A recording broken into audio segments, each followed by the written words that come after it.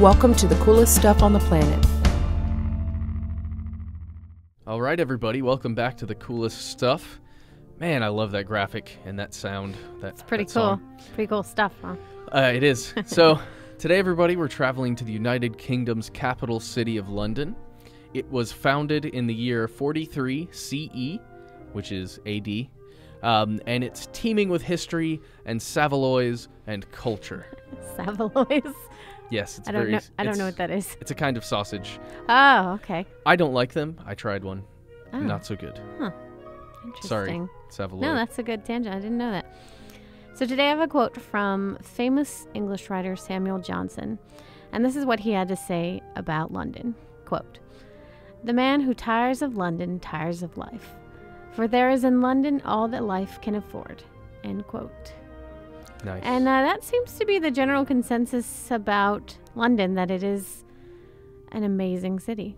Yeah, it's packed full of everything you could ever want. Lots of different kinds of culture and different history from different parts of the world that just kind of somehow got stuck in the middle of the United Kingdom right there in London. Mm-hmm. In this city that is still very British. It's a very British city. Oh, yes, absolutely. So that's kind of cool. And much like Rome, it's a city that has so many attractions, it's going to be hard for us to kind of fit it all into this podcast. So we've decided to split it up into at least 2 parts. So this is the first of at least 2. Mm-hmm. There will probably be more because it's London and it would be impossible not to. Mm-hmm, absolutely. So we're going to break it into parts, like Matt said, kind of like London is broken into parts. Mm-hmm. It's made up of 33 divisions, the main central part called the City of London, and then 32 boroughs, kind of like you have in New York City. Mm-hmm. But Matt, I personally have not been to London, although it is on my list, and I aspire to go there one day.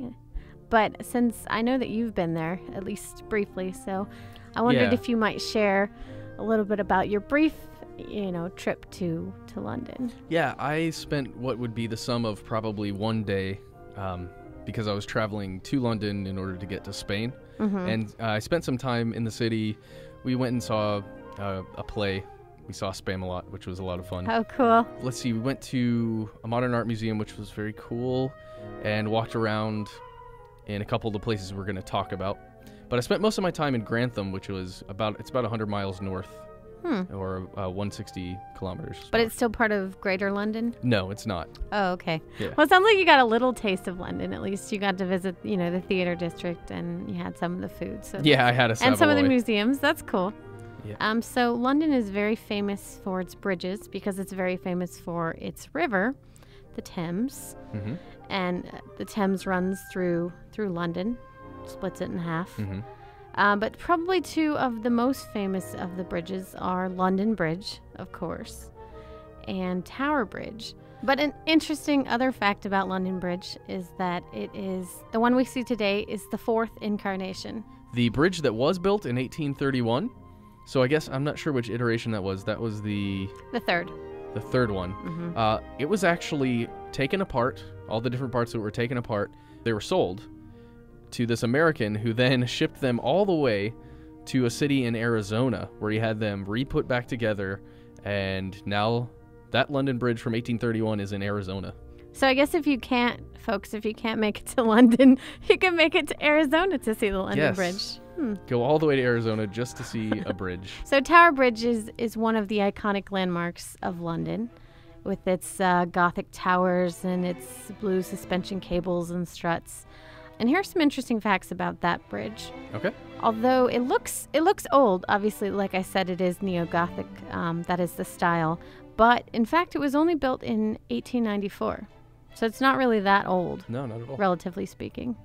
Another major attraction in London is the Palace of Westminster, home of the British Parliament, which is the House of Commons, the House of Lords, which is fun and exciting to be the House of the Lords. I know. There's also the very famous clock tower. I know you guys know this one, Big Ben. And this is kind of cool. So when you think of Big Ben, you think clock tower, right? Mm-hmm. Or clock, but just yeah. a clock face. That's what you see in your head. Yeah, that's Big Ben. Actually, Big Ben was originally the bell. It was the bell tower, and the actual bell itself was called Big Ben. So speaking of architecture, of course we would be remiss if we didn't mention the London Eye, which was formerly called the Millennium Wheel. Mm-hmm. It looks like a big Ferris wheel, although technically it's supposed to be more of an observation wheel or structure. Mm-hmm. But it was basically built to commemorate the millennium in 2000. And then it was only supposed to hang around for, I think, a few years after that. But it ended up staying there a lot longer, and it's not your typical Ferris wheel looking thing. This thing is huge.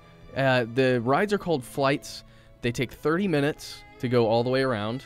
And according to the article on our website, you can see 25 miles in every direction. That's crazy. That's my kind of amusement ride. Yeah. I usually get motion sickness, but I think I could handle like a 30-minute total ride. I couldn't handle the height. But Yeah. That would be a little scary. Mm-hmm. And you know what, guys? I think that's it. We gotta cut to for time, but we're gonna come back and talk more about this stuff. Mm-hmm. That's just a tiny taste of London to whet your appetite. Yeah. We'll be back with more. Definitely. Also, if you'd like to learn more about the London Eye that Matt and I were talking about, a bit more of the details, how it works and how it's held up, we have a fantastic article on our website called How the London Eye Works. Mm-hmm. So you should definitely check that out. It's really cool. And I think that's all for this time, Matt. So Savaloy, everybody. For more on this and thousands of other topics, visit howstuffworks.com and let us know what you think. Email travelpodcast@howstuffworks.com. Don't forget to check out our other podcasts, free on iTunes.